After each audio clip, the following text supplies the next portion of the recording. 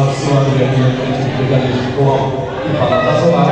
Dəstə dəyərində gözlərimiz, böyük gönüllüklə gözəl şahidimiz, yakınımız var olsun. Həqiqətən göstərməsi, gözəllik bəxşəyimiz, sizələr təşəkkür ederim. Yan tut gedirəm aşıya. Yan tut gedirəm aşıya. Həmişə Bunu tut gedirəm aşıya. gözəl günlərdə rastlaşır. Cadına, hadi yavrum. O gözəl günlərdə rastlaşar.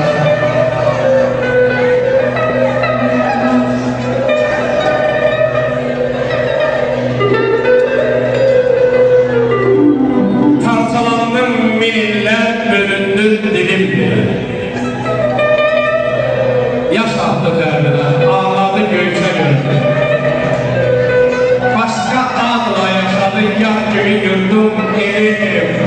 Dərbət şimalda qaldı, qızıya döndü zəncan. Torpaqlarına qurban, vətənim Azərbaycan. Təbrizə ana dedik, bizi geçip koydular. Hak diyen yiğitlerin dersini soydular. Esirler diyeydim, düşüp doydular. Yarıya şirin geldi, istiyorlar hakka. Kafilerine kurban. Vətənim, Azərbaycan.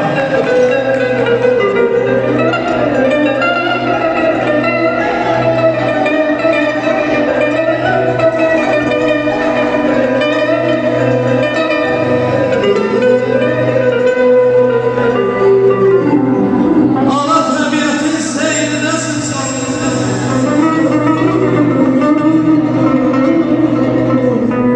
Ana təbiətin seyrinəsin sən. Ətirli günlərdə qaranlıqda.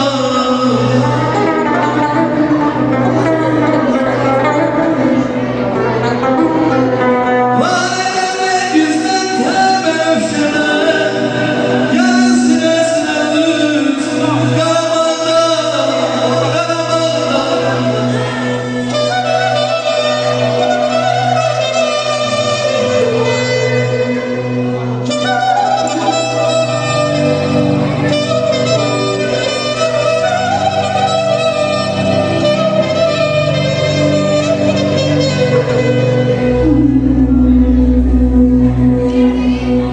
Ey torpağım, her daşına bir coşardı. Hangisi istersiniz?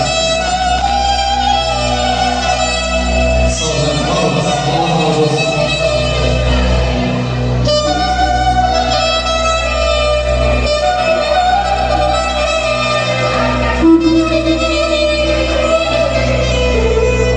Torpağı her daşına bir coşardı.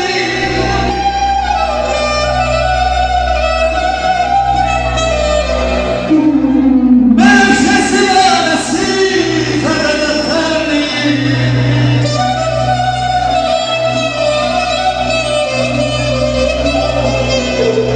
Bizi yana yıkıp karaman verdi.